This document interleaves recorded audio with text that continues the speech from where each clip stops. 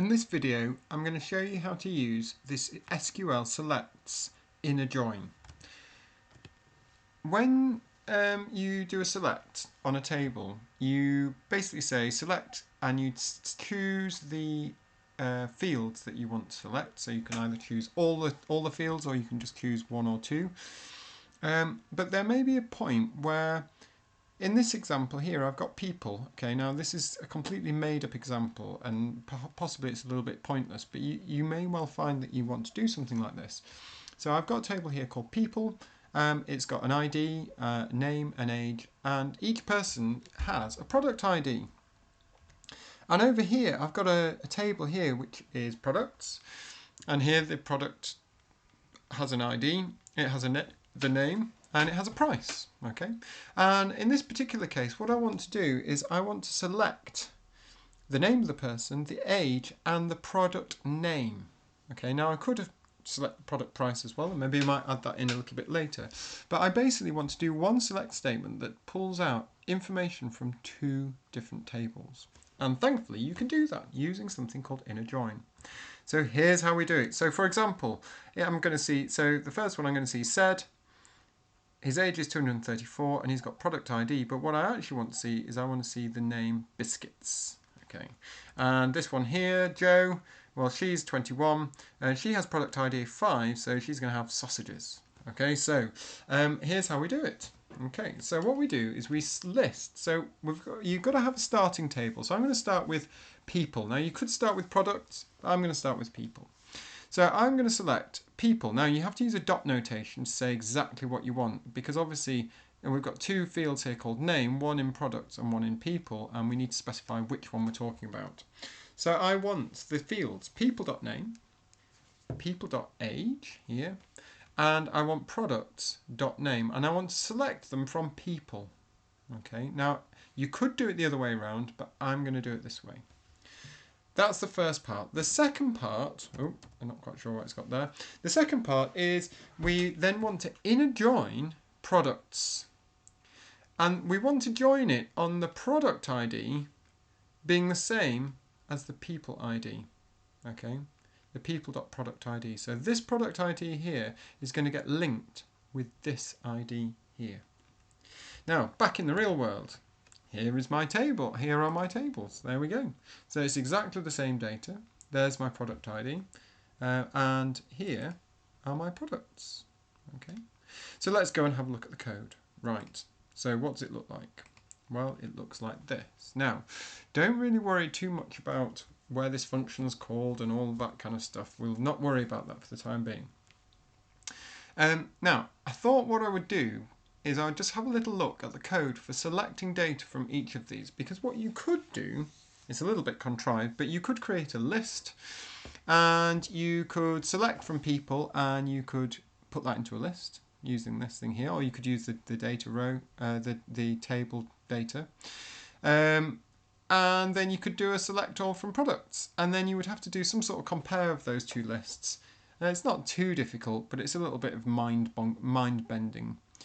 The other way is you could just do it like this. Now it's exactly the same code. All I've changed is the SQL statement. So I'm going to select people.name, people.age, products.name, and come on, let's go products.price as well. Let me just check that that's the right one. There we go, price. And I'm going to select them from people, and I'm going to inner join products on product.id is the same as people.productID. Now, word of warning, and to be fair, I haven't done this. If you don't use a foreign key to ensure that, let me go back to my slide, to ensure that product ID and ID here are linked as foreign keys, because this product ID here is a foreign key of products.id. If you do not do that, you run the risk of ending up in a whole world of pain, because all the foreign key does is it ensures that you cannot add the number 4 here if the number 4 here doesn't exist. So using a foreign key is really important because it just checks that the integrity of your data is valid.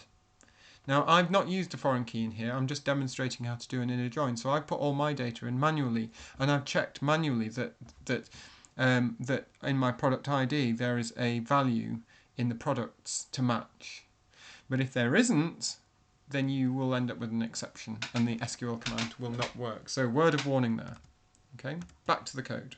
So I've done that, okay, and I've done the usual stuff. So I've got my adapter, I've got my data set, I'm filling my data set, and then I'm getting the table. Now, I've executed this. Now, I had a little go because up here, I'm selecting from, let's go from people, and if we look in the people, we'll see that there is a name, age, and product ID. Now, what I can do, if I wanted to get the name, I would just type row, and then I could type name like this, dot to a string. Okay, and that will work.